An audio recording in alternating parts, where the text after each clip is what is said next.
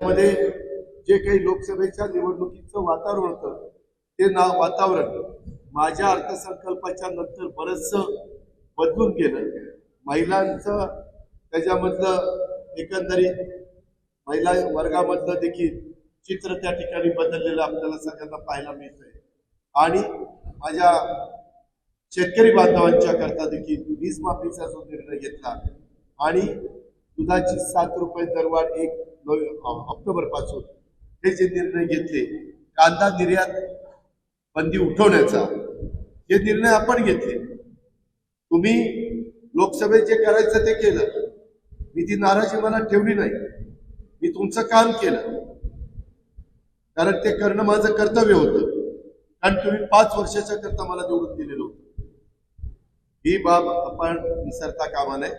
आणि त्याच्यामुळं आपल्या आपल्या भागात उगीच इकडून तिकडं तिकडून इकडं आपल्या वाड्या वस्त्या आपलं घर जरी शाबून ठेवलं तरी देखील बरंचसं त्या ठिकाणी काम होऊ शकतं. अजूनही काही जण आणि एक मी सांगतो, मागच्या वेळेस जेवढं आमचे परिवारातली लोक भेटायला येत होती एवढं ह्यावेळेस जास्त कोणी येणार नाही. यावेळेस जास्त कोणी येणार नाही. उलट माझ्या म्हणजे मी जो उमेदवार देणार आहे त्या उमेदवाराच्याच कामाच्या करता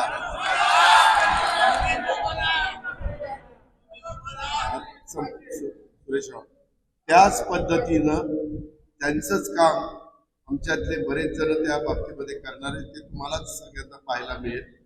मी जसं मागे म्हणलो होतो की मी एकटा पडलो तसा मी एकटा पडलेलो नाही.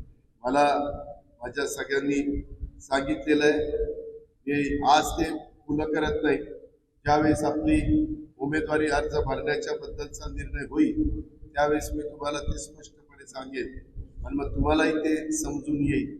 अशा पद्धतीनं एकंदरीत सगळं चित्र आहे. कारण सगळ्यांना माहिती आहे बारामतीचा कायापालट कोण करू शकतो, बारामतीचा विकास कोण करू शकतो. सुपा परगणा परिसराला जिरायत भागाला पाणी आणून जिरायत शब्द काढून त्याच्यामध्ये बागायतात रूपांतर कोण करू शकतो. आणि मागं आम्ही अनेक ठिकाणी ते करून दाखवलेलं आहे.